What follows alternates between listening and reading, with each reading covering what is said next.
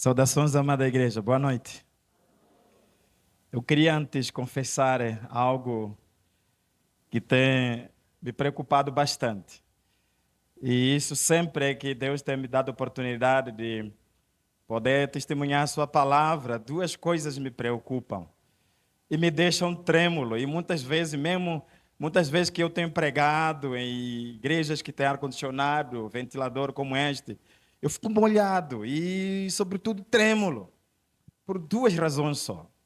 A primeira razão, o que me preocupa bastante, é com relação, sempre que eu ouço o dirigente, o pastor da igreja, falando uma palavra que o irmão Jorge acabou falando aqui, que irmãos, não se preocupem, porque não olhem a hora, qualquer hora a gente vai sair daqui. Essa coisa, me dar o privilégio de ficar à vontade. E eu comecei a dizer, puxa vida, eu vou pregar como se estivesse na minha terra, que são 5 horas de culto, 2 horas de pregação. Aí isso me leva à oração. Epa, estou num contexto impróprio. Então eu começo a dizer: Pai, perdoa o irmão Jorge, porque não sabe o que está a dizer. E tenha misericórdia da igreja aqui, que vai ficar 2 horas de pregação. A segunda razão, o outro motivo que me preocupa bastante, me deixa trêmulo. E todas as vezes que Deus tem me dado a oportunidade de pregar, eu penso em 5 pessoas. Essas 5 pessoas, e eu estou ciente que sempre onde eu vou, estão lá para me avaliar. Porque eu sou um aluno, sou estagiário, sou aprendiz, e eu sempre que eu olho para essas 5 pessoas, eu fico trêmulo e molhado de suor. A primeira pessoa é meu professor. Sempre onde eu vou, em qualquer igreja, o meu professor está lá presente para me avaliar, que é Jesus Cristo. Como eu vou falar dele? E isso me deixa tão preocupado. Segundo, é minha família. Você vai notar, toda a minha família está com papéis aí, agenda e caneta. Não é pregação, não, é para me avaliar. Esses dias eu estava pregando numa igreja. Depois da pregação, primeira pregação que eu fiz, cheguei em casa. Antes de subir na mesa e almoçar, e uma das minhas filhas me chamou e disse: Pai, o que o senhor fez na igreja? Eu disse: o que se passou? Eu disse: pois é, eu vi o senhor com veia na testa, zangado, brigando com a igreja. O que foi? E o senhor vai ter que pedir perdão. Eu, misericórdia. Eu não sei como eu briguei para a igreja, mas como fui obrigado a pedir perdão, forçosamente tive que pedir perdão. Mas então, entendem-me, isso se coloca no meu lugar. Mas de todas as formas, nós queremos agradecer pelo privilégio que Ele tem nos concedido de podermos testemunhar a Sua palavra e, por que não, podermos então agradecer a Deus, que é um grande desafio que estamos tendo esses dias, a partir de ontem, estamos sendo desafiados a olharmos o nosso tema em 3 vertentes, uma coisa interessante. E o nosso tema qual é? A igreja que multiplica. E nós vimos mensagens que desafiam-nos bastante, que realmente esta igreja que multiplica deve olhar ao seu redor, ok? E ver qual oportunidade que você tem de poder ser multiplicador, então, do Evangelho de Cristo Jesus. E mais além, hoje também fomos imensamente desafiados e abençoados que nós, para sermos multiplicadores, nós precisamos usar todas as estratégias que nós podemos possuir e termos oportunidade de poder, então, compartilhar o Evangelho para participarmos nesta grande obra de multiplicação. Vamos orar. Deus bendito, nós queremos te dar graças, Senhor, pelo privilégio e oportunidade que o Senhor nos concede mais uma noite, mais um dia, de podermos, ó Senhor, ouvirmos a Tua palavra, aprendermos da Tua palavra, podermos ser encorajados, motivados, desafiados a anunciar o Teu Evangelho e a multiplicar, Senhor, através da pregação da Tua palavra. Querido Deus, por favor, fala ao nosso coração, porque estamos aqui para Te ouvir, Senhor, falando. Oramos agradecido em nome de Cristo Jesus. Amém. Então, quando nós voltamos à nossa temática, ou nosso tema, que nós acabamos então de anunciar aqui, também alguma coisa que me remete quando nós falamos deste tema tão bonito e ao mesmo tempo desafiador e preocupante. Igreja que multiplica. Quando nós falamos de multiplicação, me leva a lembrar uma das plantas que eu gosto muito, a comida dela, comer, que chamamos de abobreira, uma planta chamada abobreira. E nós chamamos, aqui chamamos girimum, não é? E interessante, quando vem na mente multiplicação, quando eu falo de multiplicação, o que me vem na mente é a abobreira. A abobreira, como ela cresce, ela nasce e vai crescendo, se arrastando pela terra, e por onde passa, ela vai deixar uma semente. E isso é interessante imaginar dessa forma, de que a igreja, para ser multiplicadora, ela tem que ser igual, se comparar à abobreira. Ela nasce, vai se arrastando pelo chão e vai se espalhando pela terra e deixando semente lá. É isso que a igreja precisa fazer. E falando também da semente, aliás, da multiplicação, eu só quero aqui me lembrar a história da igreja primitiva. Como ela se comportou, como ela foi caracterizada com relação, então, à multiplicação, à pregação do Evangelho de Jesus Cristo. E, infelizmente, após, então, a grande comissão, anunciada por Senhor Jesus, e a igreja sofreu algum comodismo, o que levou, então, a esta igreja a obedecer de uma forma tão trágica. Vimos isso, eu só também me lembro também, quando minha mãe preparava alguma comidinha, quando ela preparava comida e colocava na mesa, ai daquele que dissesse, mãe, eu não gosto dessa comida. Ela dizia, não gosta, né? Vem para cá. Ele pegava uma vara e te dava as mais boas, e depois você chorando dizia, agora volta, coma. Acontece isso, né? Não sei se você tem um filho dessa natureza, que para fazer alguma coisa, ou não queria a escola, o pai pega e dá umas boas, e depois diz, olha, já chorou, né? Já apanhou, agora já sabe que é importante estudar. Pega a bolsa, pega a sua mochila e vá para a escola. E muitas vezes pensamos assim, poxa vida, depois de apanhar, então, já não vou estudar, não vou à escola. Depois de apanhar, já não vou mais comer. Não, minha mãe não. Você apanha e come chorando. Você apanha, vai à escola chorando. Então, muitas vezes, infelizmente, é isso que eu disse logo, isso me preocupa quando lidou com esse tipo de tema. Multiplicação. Infelizmente, por causa de umas características das nossas igrejas tomaram de comodismo, e esperamos que, somos forçados a passar por essa experiência. Ser primeiro disciplinado para depois fazer aquilo que nós devíamos fazer, que é pregar o Evangelho de Cristo Jesus. Multiplicar na pregação do Evangelho do Senhor Jesus. Olhando nisto, a multiplicação e olhando na história da igreja primitiva, eu queria convidar os amados a abrir as suas Bíblias e encontrarmos então o texto de Atos. Atos capítulo 8, versículos 1 ao versículo 8. Atos 8, versículos 1 a 8. Queria convidar a igreja a se colocar de pé mais uma vez para lermos esta porção da palavra do Senhor. Diz assim as Sagradas Escrituras. E também Saulo consentiu na morte dele, e fez-se naquele dia uma grande perseguição contra a igreja que estava em Jerusalém, e todos foram dispersos pelas terras da Judeia e de Samaria, exceto os apóstolos.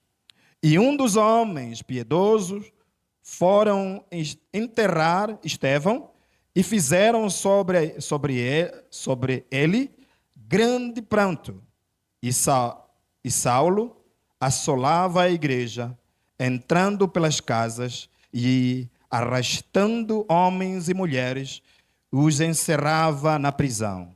Mas os que andavam dispersos iam por toda a terra, pregava a Cristo. E as multidões, unanimemente, prestavam atenção ao que Filipe dizia, porque ouviam e viam os sinais que ele fazia. Pois que os espíritos imundos saíam de muitos que o tinham, clamando em alta voz, e muitos paralíticos e coxos eram curados, e havia grande alegria naquela cidade. Amém. Podemos sentar, por favor.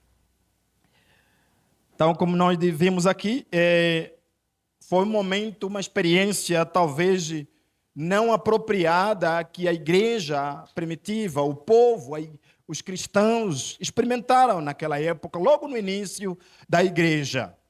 Notemos primeiro qual foi o compromisso com relação ao espírito de multiplicação, o compromisso, a responsabilidade que Jesus deixara com os seus discípulos, o que eles deviam fazer. Primeiro, nós vemos isso que ele concentra eles, promete a descida do Espírito Santo, que seria então uma forma de capacitar os discípulos, prepará-los para que então eles fossem ao mundo pregar o Evangelho. E isso aconteceu num dia oportuno, no dia então que Deus marcara, onde então lá estavam concentrados pessoas, povos de várias nações e vários lugares ao redor então daquela época. Vimos aqui, Jerusalém foi então um ponto de partida.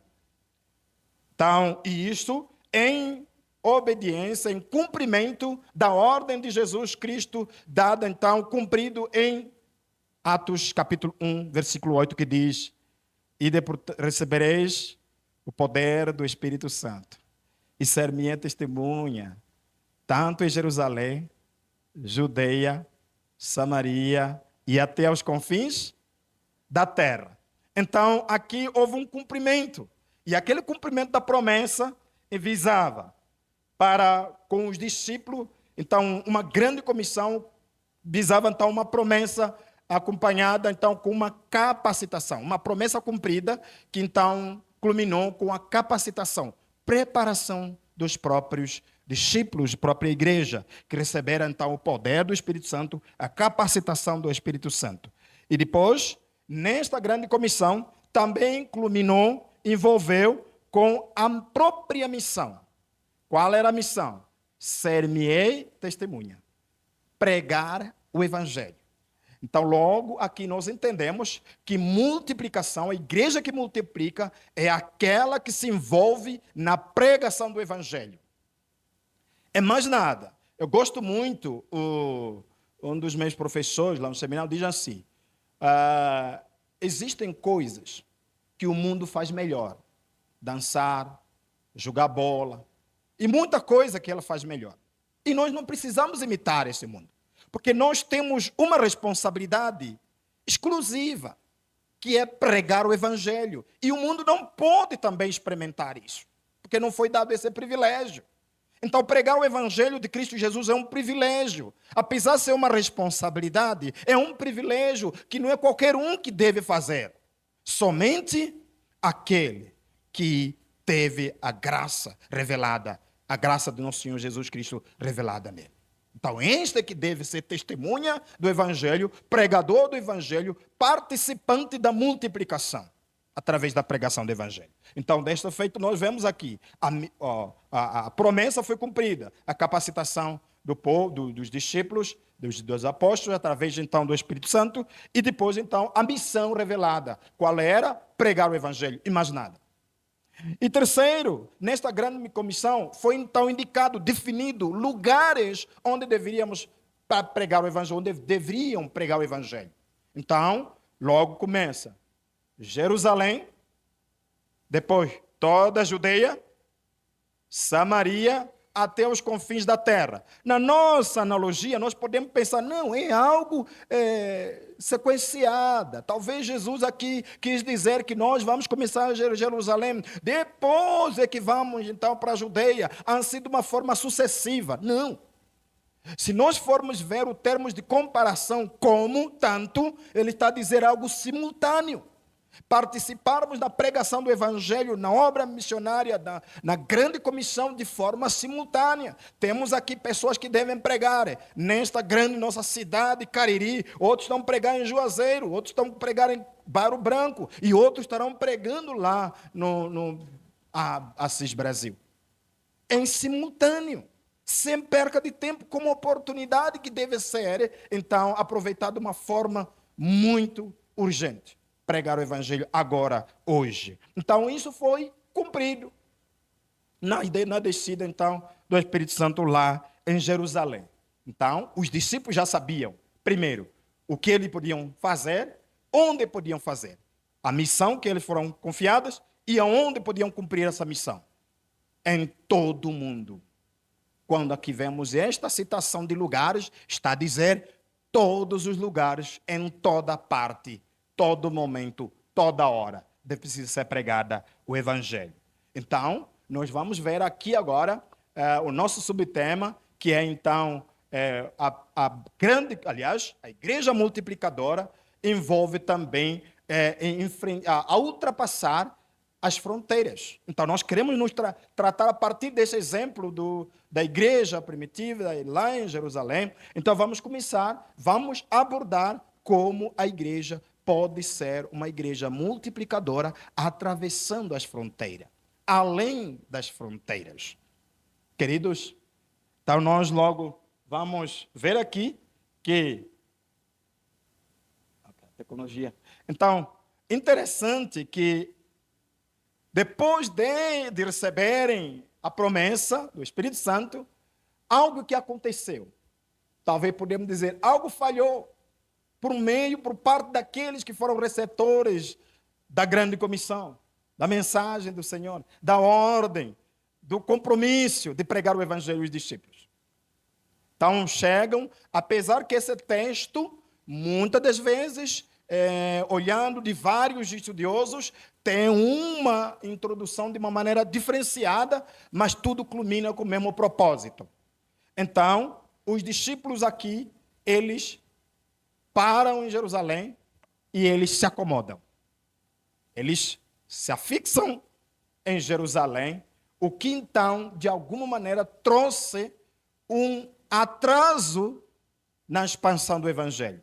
Note que o tempo que os discípulos, os apóstolos permaneceram, ou a igreja permaneceu em Jerusalém, não estavam apenas parados. Eles oravam, eles reuniam-se, só que eles estavam apenas concentrados em alguns lugares estratégicos, segundo eles, esquecendo da promessa, esquecendo da ordem, esquecendo da missão, que eles deveriam ser testemunhas da palavra do Senhor, do Evangelho, daquilo que eles viram e ouviram por parte de Cristo Jesus, e serem testemunha, partindo de Jerusalém, toda a Judeia, Samaria e até os confins da terra. Esqueceram isso. Então, apesar, como eu disse, historicamente, alguns estudiosos dizem e chegam à conclusão dizendo que, olha, a igreja experimentou a sua expansão por vários motivos. Primeiro, por conta do Nero, que então, depois do incêndio que aconteceu no Império Romano, então foram acusados os cristãos como sendo promotores deste incêndio, e a partir daí, então, criou uma perseguição contra o judeu, contra então a igreja. Esta é uma linha. A outra linha diz que os cristãos, a igreja, começou a ser perseguida partindo de acusações falsas. As igrejas foram acusadas como sendo pessoas que estavam criando vários maus, incesto e, sobretudo, hoje poderíamos dizer que foram acusados como canibais, por conta da ceia que eles celebravam. E diziam, não, eles estão a beber sangue. Então, são canibais esses. Então, não presta para. Então, isso foi um dos motivos que levou, segundo os estudiosos, que levou a igreja a ser perseguida. Então, essas são 3 linhas que são apresentadas. Mas, de todas as formas, eu queria trazer aqui, na minha conclusão, quando estava a fazer estudo desse texto, certamente, para fazer um link, uma aplicação para os nossos dias, posso chegar ao consenso de que talvez esses homens se acomodaram em Jerusalém, ou nos lugares estratégicos que achavam que como sua zona de conforto, por conta de medo. O medo hoje pode ser um mal muito perigoso, que atrapalha a igreja a poder crescer e a igreja poder se multiplicar. E a igreja poder atravessar as fronteiras. O medo. O medo não era medo da perseguição, porque era antes de ser, então, acionado esse processo de perseguição. Então, o medo de perder a amizade. Olha, eu vou te ver quando, Felipe? Andamos juntos durante 3 anos com Jesus, depois vamos nos separar, é? Não dá certo, não. Vamos fazer nosso ninho aqui. O medo de se separarem. O medo de não poder ver um amigo, a pessoa com quem está acostumado. O medo. O medo de deixar os seus confortos. O medo de abandonar aquilo que lhe satisfaz. Talvez os discípulos considerassem aquele espaço onde se encontrava, tanto Jerusalém quanto em Roma, na altura então, Roma era o país que mais dominador, então achassem que aqueles lugares onde eles se encontravam eram um lugar mais seguro, mais promissores, e poderiam adorar a Deus ali mesmo. Lembre-se 2 experiências com relação a essa ideia. Primeira experiência, após o dilúvio, quando então a família de Noé foi então salvo do dilúvio. Qual foi o pensamento do homem? Façamos uma torre, façamos uma cidade, para que nós não possamos nos dispersar. Veja como é que é isso. Parece bonito essa coisa de viver em comunhão, juntos, e falta não se separar, né? Essa amizade fechada. Parece coisa boa. Mas não é isso que ordena a palavra de Deus. Não é isso que faz nós sermos obedientes à grande comissão de pregar além fronteira, multiplicar com a palavra do Senhor, na pregação do Evangelho. Não é. É separar, é deixar pai e mãe, e deixar a sua cidade, deixar a sua zona de conforto e pregar o Evangelho. E não é isso que está acontecendo. Então, essa experiência maligna aconteceu também com relação à família de Noé. Mais adiante nós podemos lembrar quando então Deus envia o seu servo Moisés para então salvar, tirar o povo de Israel nas mãos de Faraó. Depois de grandes sinais, chega um momento em que o Faraó cita algumas palavras, parecia tão boa, uma boa opção. Disse: olha, Moisés, faz o seguinte, teu Deus quer o povo de Israel, o povo dele, para ir adorar a Deus ao lugar onde ele vai indicar. Tudo bem, eu deixo, mas vamos fazer o seguinte, vamos fazer um combino, leva só os homens e deixa as mulheres e as crianças aqui. Entende isso aí? Aqui está tudo bem. Não é bom tirar esse povo da sua zona de conforto. Então, tira uma parte dele. Um perigo muito grande. E nós experimentamos esses momentos de acharmos que estamos na nossa zona de conforto, enquanto estamos a passar por um perigo. Estamos próximo de um perigo mortal. E isso vai se revelar a uma desobediência. Notemos, então, se é medo que levou esses discípulos, a igreja da época, a se juntar, a se unir, a não pensar sair e separar. Então, esse medo trouxe suas consequências. A estagnação da igreja, dos discípulos, apóstolos, em Jerusalém, tanto em outros pontos onde eles se encontravam, que foram obrigados, foram fustigados, foram obrigados a sair por uma vassourada, trouxe algumas consequências. Ou refletiu o seguinte: primeiro, o medo de não se separar trouxe consequência da perda de visão. O medo faz perder visão à igreja.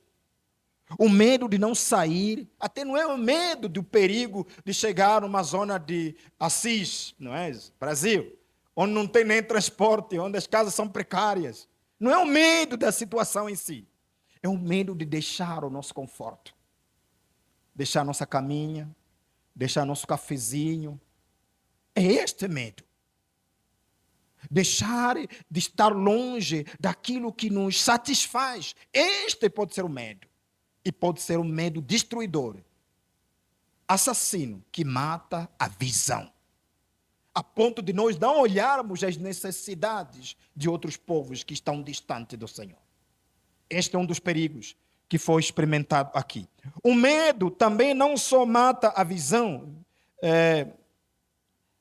também o medo trouxe para aquela igreja, para a igreja primitiva, para os discípulos apóstolos, o conformismo, o acomodismo, comodidade. E ficaram acomodados. E isso resultou na covardia. Se acovardaram. Porque eles se sentiram cômodos, conformados por aquilo que eles estavam vivenciando. Porque estavam orando, estavam pregando, estavam tão unidos, estavam tão bom, como se a expressão de Pedro, né? Pedro, não nosso irmão missionário Pedro Henrique, mas o Pedro discípulo, o apóstolo. Depois de ser levado com Jesus, então, quando Jesus ia orando, Deus deu a oportunidade de ver, o apóstolo ver, então, aquela aparição. Quando Pedro cita as seguintes palavras, Jesus orando, aparece lá Moisés, etc., e Elias, e Pedro vai lá e disse, Senhor, seria tão bom construir 3 tendas. Comodismo, conformismo. E isto é um perigo muito grande, que mata, destrói a visão e leva a pessoa, a igreja, não crescer. E não só não crescer, mas também não multiplicar.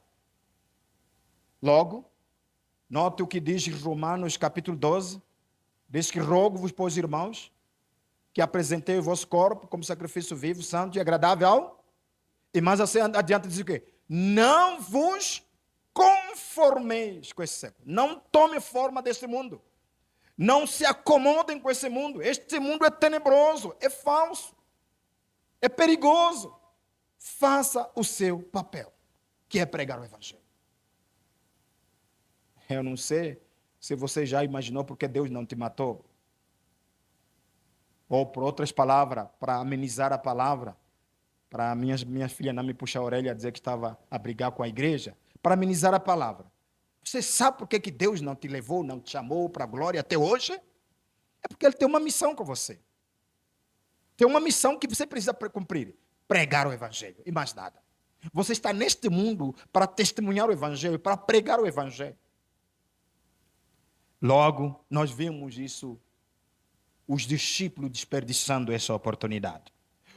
O medo não só matou a visão dos discípulos, não só trouxe o comodismo dos discípulos, mas também o medo trouxe o esquecimento da missão que lhe fora confiada.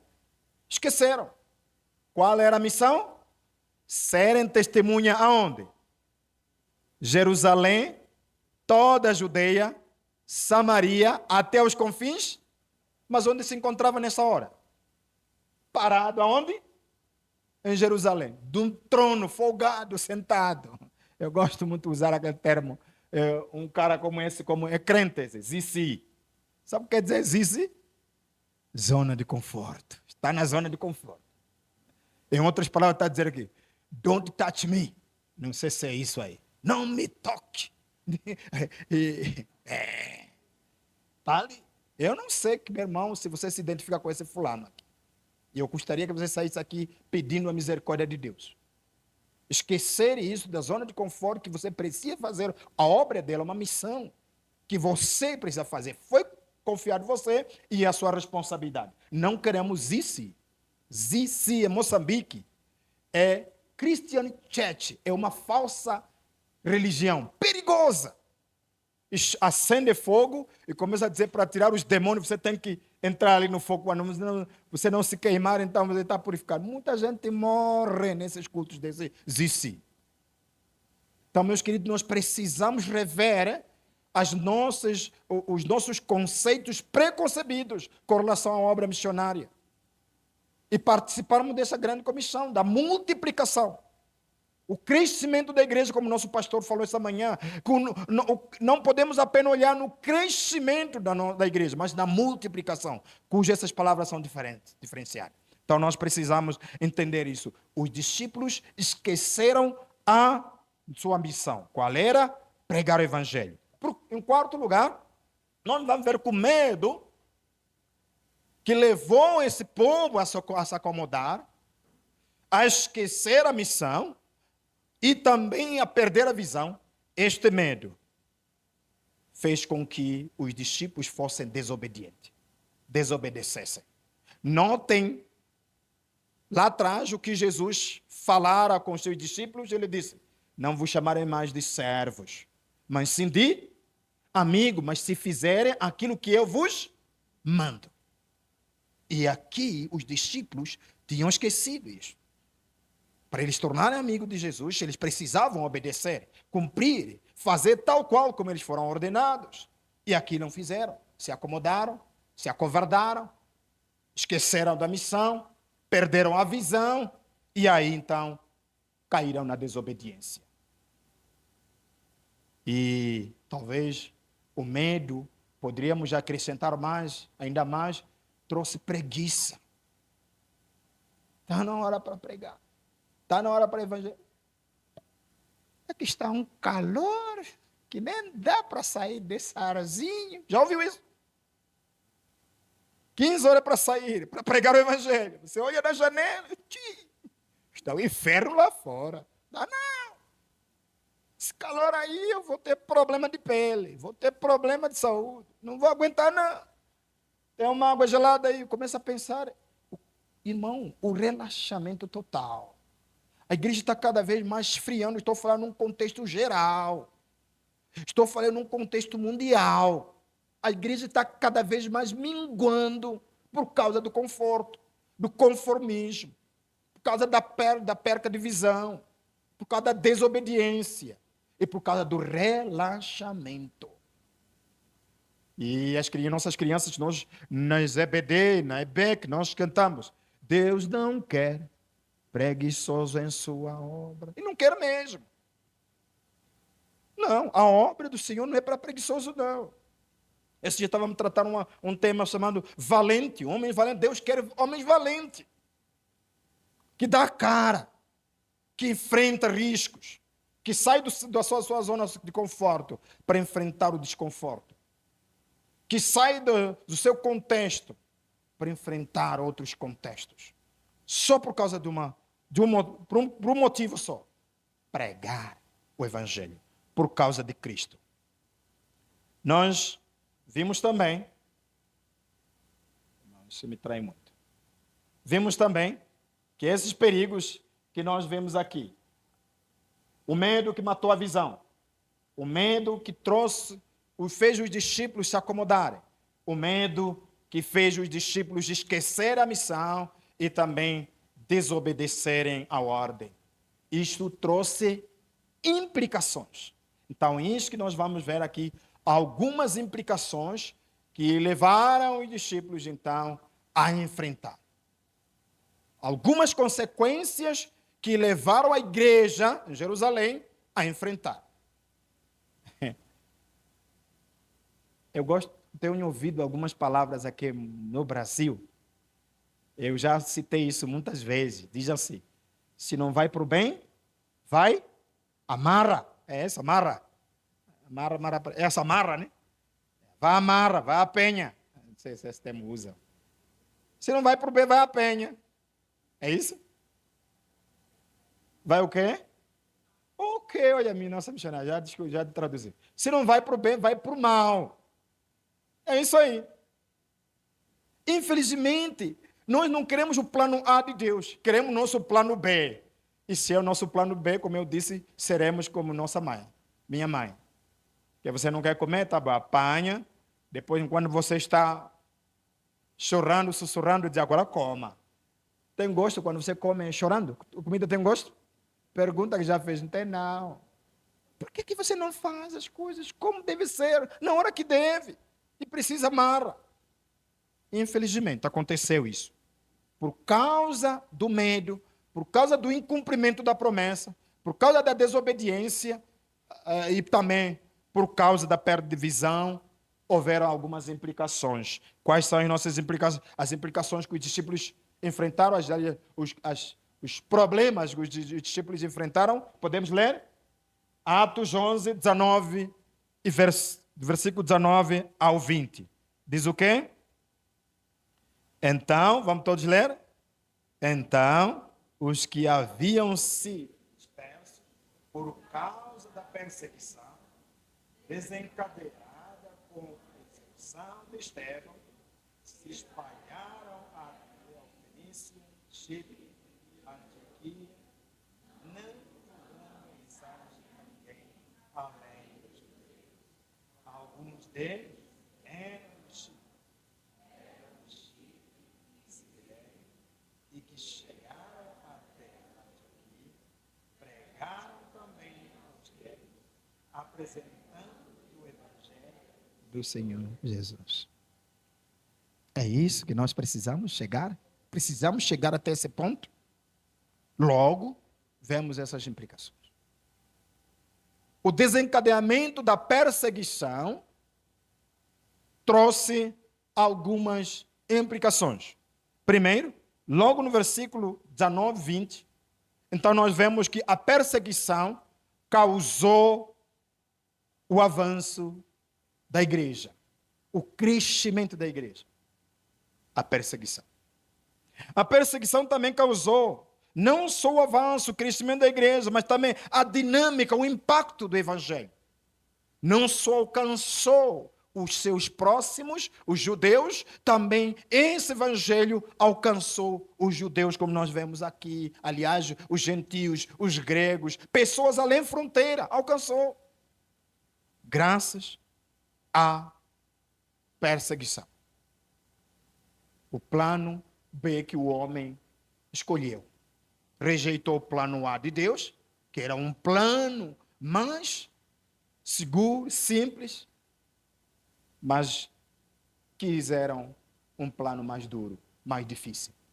Então, a perseguição também, logo no versículo, aliás, em Atos, capítulo que nós acabamos de ler, aliás, que lemos, Atos, capítulo 8, de 1, lendo os versículos 11 e versículo 18, vemos que esta perseguição fez os apóstolos, a igreja da época, deixarem a sua zona de conforto, o seu conformismo, o seu conforto, para cumprir então aquela ordem que foi dada por Jesus Cristo, que ser minha testemunha, tanto em Jerusalém, toda a Judeia, Samaria, até aos confins da terra.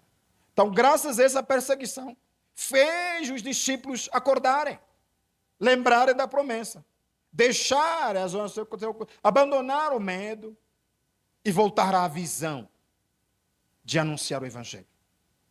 Então, aqui aconteceu com os discípulos. Eu tenho dito que o Senhor não permita que nós precisemos chegar até esse ponto. Não permita, não. Nós precisamos apenas cumprir a obra, a missão, a ordem de Jesus. De livre, espontânea vontade, não de livre, forçosamente. Então, concluindo, nós vamos ver, para sermos uma igreja multiplicadora, uma igreja que multiplica, além fronteira, alcançando outros povos, além fronteira, o que nós precisamos fazer. Primeiro, vamos ver que para sermos uma igreja multiplicadora, precisamos sim de quebrarmos algumas barreiras, cujas essas barreiras têm sido motivo de nos acovardarmos, de nos acomodarmos, a ponto de esquecermos a visão, de esquecermos a ordem e ficarmos sentados. Como nós vemos aí, sentado e vestidos de 3 patências, 3 S's. Salvos, sentados e satisfeitos. Para sairmos desse comodismo, nós precisamos sim quebrarmos a barreira do medo. Note só como Deus se dirigiu aos seus servos quando ele incumbiu a sua missão e logo de primeira apresentaram o medo. Primeiro foi o próprio Moisés. Quando então, cercado de medo, disse: Senhor, o Senhor sabe que eu não sei falar, eu não sou eloquente na fala. Por favor, manda uma outra pessoa, o meu irmão Arão. E Deus disse o quê? Não tema, eu estarei contigo. Então nós precisamos vencer o medo, ciente de que, no meio do nosso trajeto, da nossa missão, o Senhor estará conosco. Você não estará sozinho. Deus, o dono da obra, estará contigo. Ele prometeu lá na grande comissão também, Mateus 28. Nós vemos isso, Deus cumprindo, Jesus cumprindo e está cumprindo hoje. Eu estarei convosco até a consumação dos séculos. E nós precisamos, de alguma maneira, lançar fora o medo, abandonar o medo. E veja Timóteo, capítulo 1, versículo, 2 Timóteo, capítulo 1, versículo 7. A Bíblia diz que Deus não nos deu o espírito de medo, de covardia, mas sim de fortaleza, de amor. É isso que nós precisamos entender, de que nós precisamos fazer a obra do Senhor sem medo. E ainda precisamos fazer com fé. Não confiar nas nossas experiências, nossas capacidades. Não, confiar naquele que nos mandou. Ele sabe que nós somos limitados. Ele sabe das nossas lacunas. Ele sabe da nossa incapacidade. Conhece muito bem. Por isso ele precisou capacitar os seus para poderem fazer a sua obra. E ele capacita quem ele chama. Veja só o que ele diz aqui em Tiago, capítulo 1, versículo 6. A Bíblia diz assim: peça-a, porém, com fé, e nada duvidando, porque o que duvida é semelhante à onda do mar, que é levada pelo vento e lançada de uma para outra parte. Então nós precisamos experimentar a fé, viver a fé, uma fé vibrante, uma fé em ação, uma fé depositada naquele que é autor, Jesus Cristo, como autor da nossa vida, o dono da seara, o dono da obra. É isso que nós devemos depositar a nossa fé. E a fé joga fora o medo. Mais uma vez, nós cantamos com as crianças e dissemos: andando com o Senhor Jesus, joguei fora o medo, a tristeza, o medo, lancei fora. E nós precisamos cada dia vencermos os nossos medos. Medo de perdermos o que nós conquistamos ao longo dos anos, medo de estarmos longe dos nossos amigos e familiares, medo talvez de enfrentar uma nova experiência, talvez uma experiência dura, medo de não estar preparado de enfrentar certas situações difíceis, comer comida diferente, dormir em lugares diferentes. Olha, eu dormi de todos os lugares, já dormi em cima de mesas, já dormi nos bancos, já dormi na esteira. Mas uma coisa que eu tive medo, no meu estágio de missões, quando estava em São Paulo estudando, em 2000, eu fui escalado para trabalhar com uma tribo chamada tribo Tremembé. Querido, você apanha uma sala assim. E diz: o seu quarto é este. Feito de caniço, de palha. E aí eu disse: no meio da mata. E aí disse: aqui está a sua cama. O que é?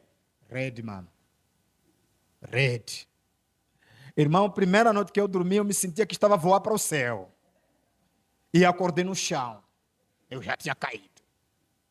Eu não tinha essa experiência. Então, a grande comissão nos leva a experimentar coisas que nunca imaginamos e nunca sonhamos passar. Mas lembre, o nosso conforto qual é? Cristo Jesus, que está sempre conosco. E Ele promete nunca nos deixará e jamais nos abandonará. Aí deve ser o nosso conforto. O nosso conforto não pode ser aquilo que nos cerca, não.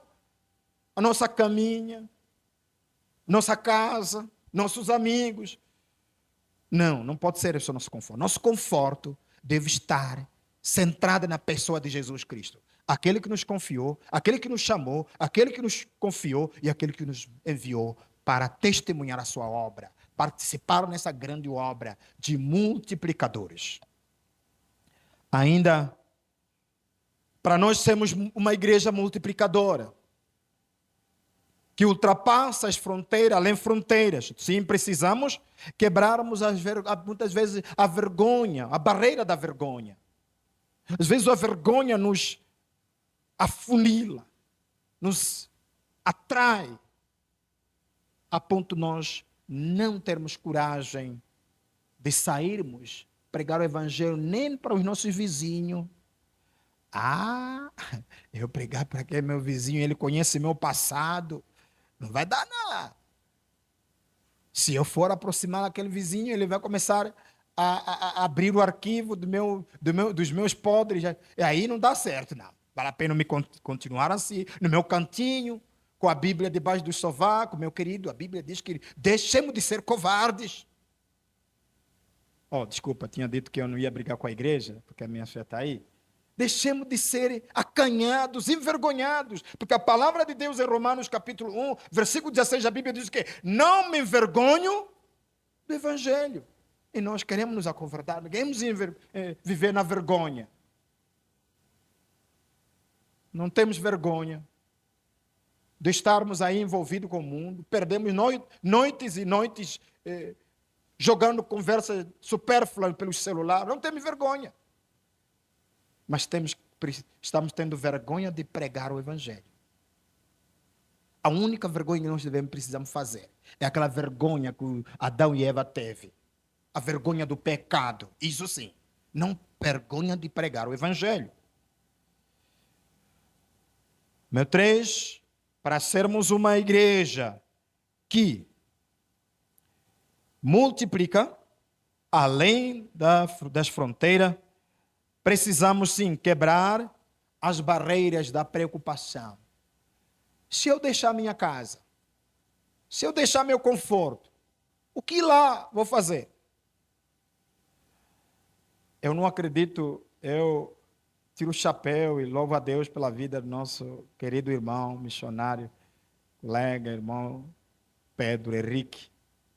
Ele disse que visitou o campo e sentiu que é lá onde Deus lhe quer. Mesmo com casa de madeira, mesmo sem transporte, sem hospital, sem escola, é lá onde Deus me quer. Irmão, eu já vi pessoas que visitam o campo por curiosidade e quando voltam, mudam a visão. Diz que não é lá não onde eu quero. Agora eu vou para Paris. Demônio. É triste isso, né? É triste isso. Pesquisa o campo e pensando que você vai decidir se vai ou não. Vá sim. Irmão, se eu ser o seu pastor, você adire. Sem sustento ou não, você vai. Você pede dinheiro do povo de Deus, vai visitar um campo e depois dizer, não é lá onde Deus me quer. Vai sim, apanha. Você adire. Graças a Deus as pessoas não sou pastor deles, mas graças a Deus mesmo. Porque eu não aceitaria você ir nas igrejas, levantar o povo, dinheiro do povo de Deus, e dizer, vou visitar um campo onde Deus está me chamando para trabalhar, e volta lá dizendo, não, cheguei, vi isso, está tudo bem lá, mas não é lá onde eu quero. Vai sim. De ir sempre problema. Mesmo de ônibus ou de trem, você vai. Ouviu, irmã Beth? Mas deixa. Não é ela, não. O quarto, então, aqui não precisamos nos preocupar, meu irmão. Deixamos a preocupação de lado. Veja só, um dos problemas que Jesus resolveu logo de primeira, quando os discípulos começaram a mostrar preocupação, quando Jesus acabou se despedindo dos seus discípulos, e aí os discípulos começaram já a a pensar o que havemos de comer, de vestir amanhã, agora, depois do nosso Mestre Senhor sair daqui e nós estaremos só, abandonados, o que será de nós? A Bíblia diz que não se preocupe. Don't worry. Essa palavra don't worry tem muitos significados em inglês quando diz isso. Está dizendo não se preocupe não. Não há problema, não se preocupe não. Não se preocupe. Tem uma música que nós cantamos em Moçambique, que é um versículo bíblico. Diz que Maria na malita, wakata urakunaishe, kudarembo ya muriko, Lázaro, wechaifa. Depois o refrão diz assim, zinharara, zinharara Maria, oh, zinharare, zinharare Maria, oh, zinharare, zinharare Maria, oh, Lázaro, wachaifa. Essa palavra está dizendo, Jesus falou, quando a Maria aproximou para ele, disse, meu Senhor, se o Senhor estivesse aqui, meu irmão não teria morrido. E Jesus disse o quê? Calma, o teu filho o teu irmão está dormindo. Ele vai ressuscitar. E nós, na nossa língua, traduzimos assim, que Jesus diz assim, calma, Maria, não se preocupe, porque está tudo no controle. Já imaginou, no meio das suas preocupações, o que vai comer nessa missão, o que você vai vestir lá, como você vai viver, como você vai dormir, e você se preocupando com isso, e Deus dizendo assim, meu filho, não se preocupe não, deixa isso comigo. É isso que me consolou, que me levou no campo, me levou a ir no campo, na obra missionária, sem o sustento completo. Nunca o sustento é 100%. Se tiver o suficiente, vá fazer a obra. Enquanto você está a esperar os 100%, almas estão morrendo.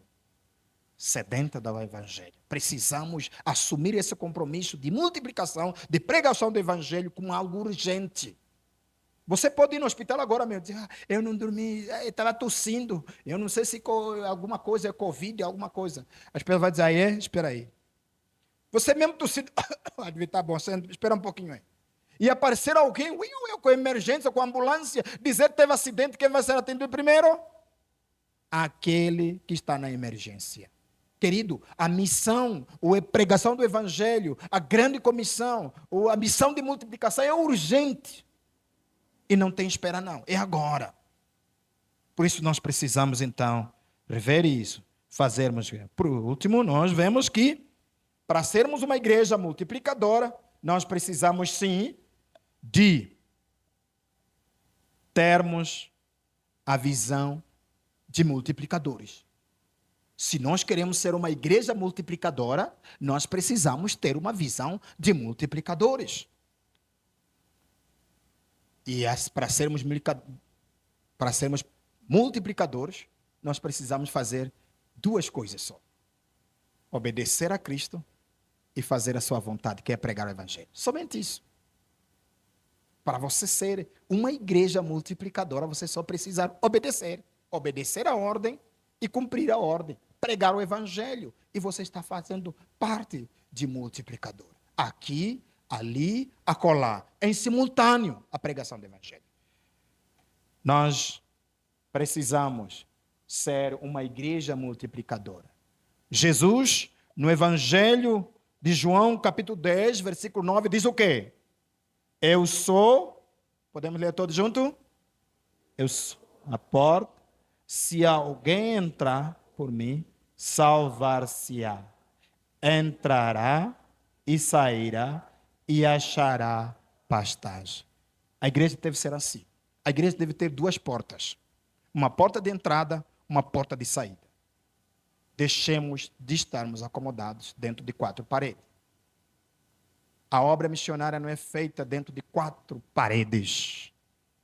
É feita sim, espalhando-se, andando pelos cantos do mundo, a partir da nossa casa, da nossa vizinhança e até os confins da terra. Devemos pregar o Evangelho agora, hoje. Entrarmos, e note que ali não tem nenhuma palavra ali que diz E, por exemplo, se fossem os discípulos aqui da época, iam dizer assim: eu sou a porta, e se alguém entrar por mim, salvar-se-á. Entrará e será chutado para pregar o evangelho, forçosamente. Não é isso. Está a dizer, entrará e sairá voluntariamente em obediência ao Senhor para pregar o evangelho. Então, esta é a hora de nós respondermos o ida de Cristo Jesus. E nós nos identificamos como obedientes e sem forçação. Fazermos a obra como obediente, fazermos a obra como então uma responsabilidade que Deus nos incumbiu. E Deus seja glorificado através da sua vida. Eu vou pedir você para poder ficar de pé. E nós vamos orar. Mas antes,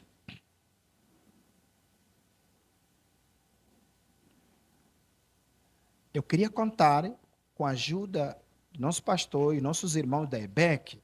Eu queria cantar aquele hino que diz assim: aqui pertinho, na esquina, ou ao redor do mundo. Então, eu não sei se alguém conhece. Conhecemos esse hino? Aqui pertinho, na esquina, ou ao redor do mundo. Não conhecemos. Ok. Diz assim, para ver minha esposa pode ajudar a cantar isso.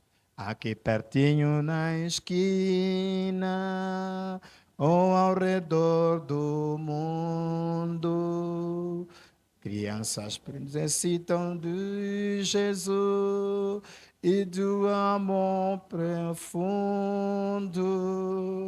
Levemos com ardor a mensagem do Senhor, aqui pertinho na esquina, ou ao redor do mundo.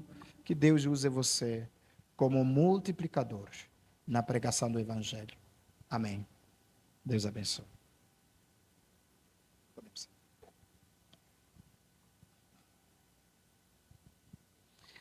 Senhor, nós queremos te agradecer pelos desafios que o Senhor lançou para nós e que nós possamos, com uma visão de multiplicadores, ser usados como instrumentos pelo Senhor para que esta realidade possa ser concretizada nos nossos dias. Nós oramos em nome de Jesus. Amém.